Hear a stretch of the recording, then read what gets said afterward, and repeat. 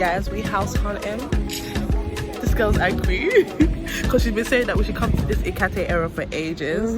And Vicky was thinking of Ikota, so she was like, I don't want to stay it's that far. far. I thought it was gonna be far. No. And yeah, this is our lovely agent. So yeah, she's like showing us loads of really pretty houses. So we're checking it out. I don't want to snap. So we're looking at this house today. So it's locked at the moment. It's a Sunday, so it's a bit awkward. But yeah, like little things that to look out for apparently is like watermarks on the wall, so you can see if the street floods, and like the length of the wall from, the street floor from the. But this has like a thing. Yeah.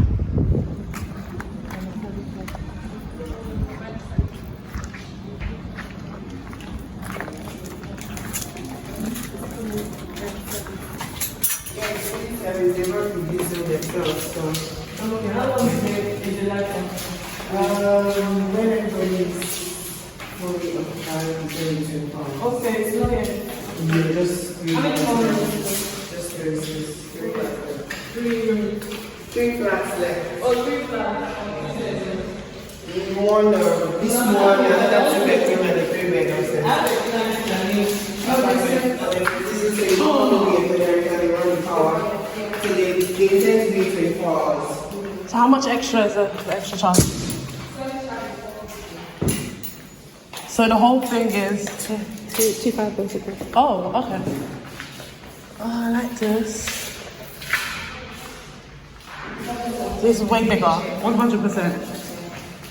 100%. So much nicer. Really big, yeah. So this is where Ade will be cooking for us. This is where Ade will be cooking for us as our house girl. Stop.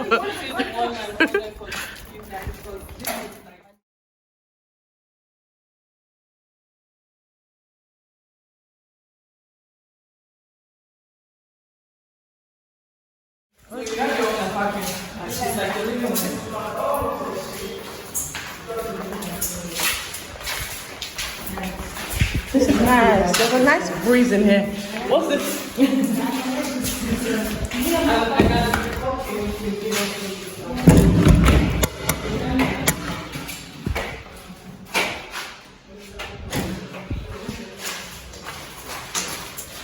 This one is named I actually like this.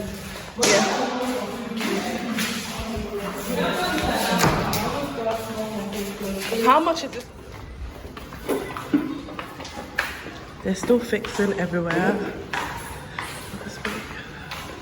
The thing about these places is that it's not fixed beforehand. Before you come and visit or see. Like, oh, I don't know. Like everywhere just looks like there's no light. Like, man, this is a room. It's a 4-bedroom. Hi guys, and welcome to the returnees. So I wanted to do a quick video on housing and finding houses in Nigeria, and then also like my thoughts on COVID-19, the epidemic in Nigeria. I know most of you don't actually understand or know what's going on in Nigeria right now, and then I wanted to like kind of give you my perspective on all of this stuff that's going on, and how Nigeria is dealing with it. So this is all my opinion and my thoughts. This is not from anyone else. So yeah, I take full responsibility for everything that I'm saying. So yeah. So I've been getting a lot of questions recently on how do you find a house in Nigeria? How much do you spend? What is it like? So when I first moved over, I was looking for a house for at least a month to nearly 2 months. it was the hardest thing ever. I tried to look for houses before I moved over, but I didn't want to commit to anything before I actually saw it for myself, because I had heard a lot of stories about people finding a house, paying for it, putting a deposit, etc., and then coming here and it not being what they thought it was going to be. So I didn't want to commit to anything, even though I saw a lot of houses. I spoke to a lot of agents, etc. There's certain websites that you can go on, like Property Center, Property NG, I'll put them all below, etc. And then you can just like contact the agent that's in charge and speak to them, call them, etc. on WhatsApp. Most of them have WhatsApp calling numbers, so you can speak to them on that. They'll send you pictures. But my thing was like, I didn't want to trust that, so I just thought, okay, when I get here, I'll start the relationship, I'll build it, I'll let them know I'm interested, and then when I get here, I'll just do like loads of viewings. For me, I kind of started work straight away, so doing viewings was kind of difficult. So the first week, I think I had 2 weeks before I actually started work, and I tried to do booking loads of viewings. I did loads of viewings, but I just wasn't like happy. I didn't want to just settle for anything. I mean, as you know, like first priority is finding accommodation. When you have a nice house and that security, it does so much more for like the whole moving back. And having security is everything, trust me. Like that's the first thing you need to get sorted out. You know, when I first moved here, I was living with family, and this second time I just thought, okay, cool, I want my own space. I'm older now, I have my own job, I need my own space, I need that maturity, that independency. So that's why I decided to go and find my own space. But yeah, so like I was doing loads of viewings, houses were so nice, but like I said, like it wasn't what it looked in pictures. So seeing them in real life, it was like, okay, this is not what I expected, but it's alright. And then another thing that was prone is that because I was looking in January, you have to take notice of the timings. So because I was looking in January, a lot of people were renewing housing, looking for houses. So I would see something, I'd be like, yep, this is the one. Next week or next couple of days, it would have been taken. So houses went so fast. The areas I would say to look at is Lekki 1. Obviously that's closer. If you want to move back, you want to live on the island. Sorry, I do apologize, this is going to be Lagos based because that's where I live, that's where my experience is. I know a lot of people move over to Abuja, Port Harcourt, different places, but it's going to be Lagos based. That's where I live, unfortunately. So yeah, so Lekki 1, I loved the houses in Ikate. Ikate is like literally just after Lekki 1. It's not far, it's like 3rd, 4th roundabout. Not too far, easy to get around on the island. But the houses, most houses are very new. They're like serviced apartments, have electricity, they're so nice. Oh, another thing to look out for is that when you see a price, that price also comes added with service charge. The service charge takes care of like electricity, water, what else? It usually comes with legal fee, what else? Legal fee, electricity, and the agent's fee. I don't know if I've listed anything else, but those are usually what it should cover. If it covers anything else, maybe question it, maybe ask, because you can negotiate with them, but some agents are a bit, yeah, so you can negotiate, but the prices do estimate from like, for one bed, like from 800 to 1.2, and then for 2 beds from 2 to even 2 million. And then the service charge, remember always to add from 500 to 800 more.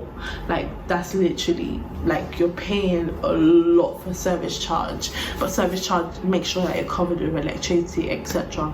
I want to do this quickly. So what else do I want to, I wanted to tell you a lot about an amazing like new thing that's going on. So shared apartments. So the house that I finally found was a shared apartment. It was a 3-bed shared apartment with professionals. Some of them were expats, and it was just like convenient for me. It was easier. It was it came with 24-hour lights, security, and a nice estate, and the people were nice, and it was furnished. That was another thing for me, because buying houses, you also have to think of the cost of furniture, which is very expensive, which is at least $1,800,000 to $1 million more, depending on what type of furniture you wanted. So yeah, I just thought, okay, it will be a lot more cheaper for me to just find something that's monthly. They're also monthly pay.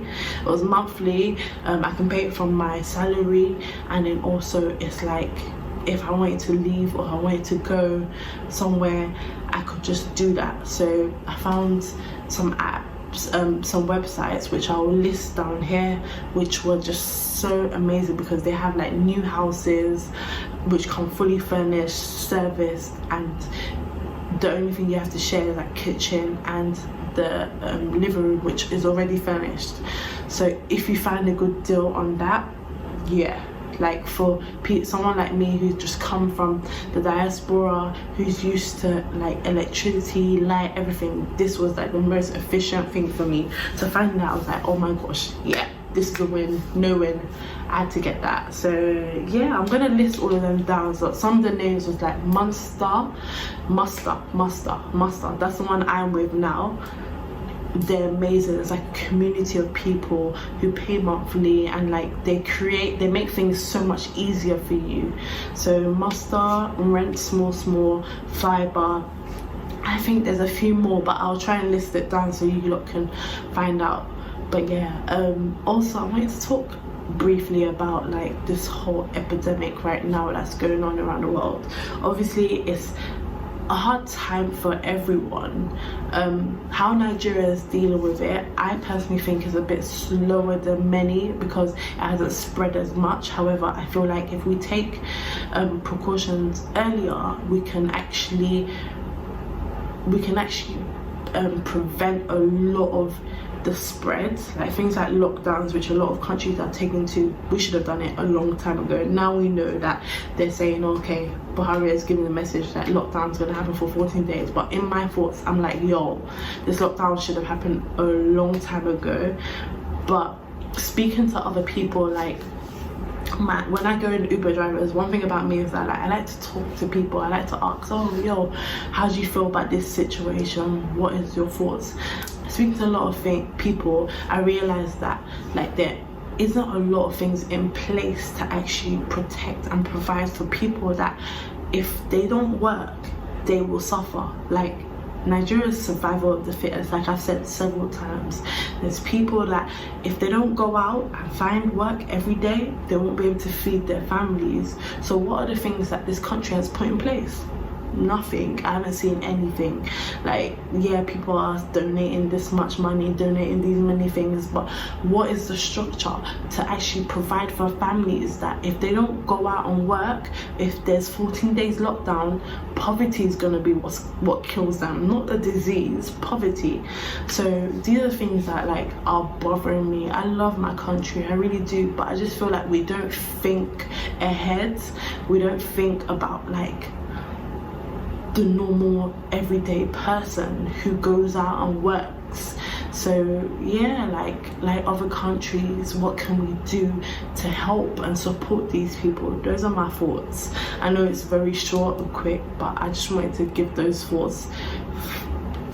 And just, yeah, we could talk like hours on this, but I'm not gonna do that. Maybe we'll say that for the next episode. Thank you guys for watching. Subscribe, follow, like, share, you know what to do.